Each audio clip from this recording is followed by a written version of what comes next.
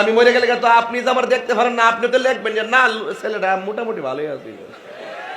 আমি জানি যে মরলে যে প্রশংসা করবেন, এটা আমি জানি। কিন্তু যুবক, সময় থাকতে কাজ করতে হবে। যুবক, সময় থাকতে কাজ করতে হবে। এই যে এতক্ষণ চিল্লাইতেছি, আপনি কি মনে করেন দলিলের বাইরে কোনো কথা বলতেছি? বিনা প্রয়োজনে কোনো কথা বলতেছি? বই নাই। মেহেরবান তুমি, মেহেরবান। দয়ার মালিককে মেহেরবান তুমি, মেহেরবান। মেহেরবান তুমি, মেহেরবান।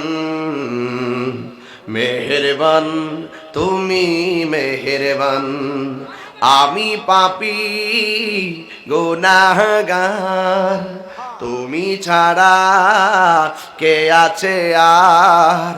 ক্ষমা করো ও গো প্রভু, তওবা করি বারে বার। সব নবীগণ নফসি নফসি বলে কাঁদবে।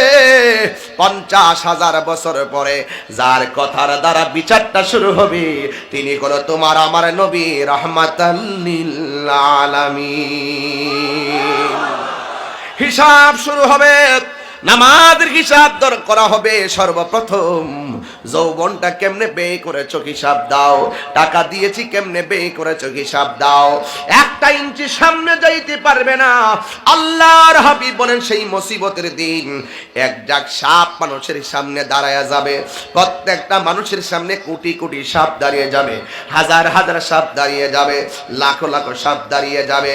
সাপগুলো এমন ভাবে ফনাতুল্লাহ হাসরের ময়দানে দাঁড়াবে, আজকে পলাশতলা কোনো ঘরে যদি কোনো সাপ দেখা যায়, ওজা বাদ্যা এসে দেখবেন সাপ বের করে।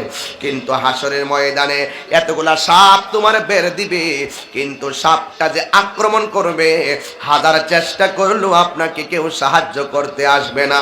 ওই দিন একমাত্র রাজত্ব থাকবে একজনের হাতে। জবানটা খুলে বলেন তিনি কে? সে আল্লাহ কে?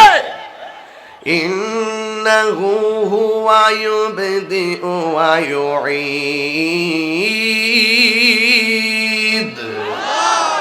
আল্লাহ হলো তিনি যিনি আমার শুরুর মালিক, তিনি আমার শেষের মালিক। তাই তো আল্লাহ রাব্বুল আলামিন কুরআনে বলে দিয়েছেন, মিনহা খালাকনাকুম ওয়া ফিহা নুঈদুকুম ওয়া মিনহা নুখরিজুকুম তারাতান উখরা। ওই হাসরের ময়দানে যখন উঠবো, সেই দিন সাপ তোমাকে আক্রমণ করবে। আমি সাপের ডরে একটা দৌড় দিব, এমন একটা দৌড় দিব, এই দৌড়টা দেওয়ার কারণে সাপগুলো আমার পিছনে পিছনে লেগে যাবে। আর আমি দৌড়তে দৌড়তে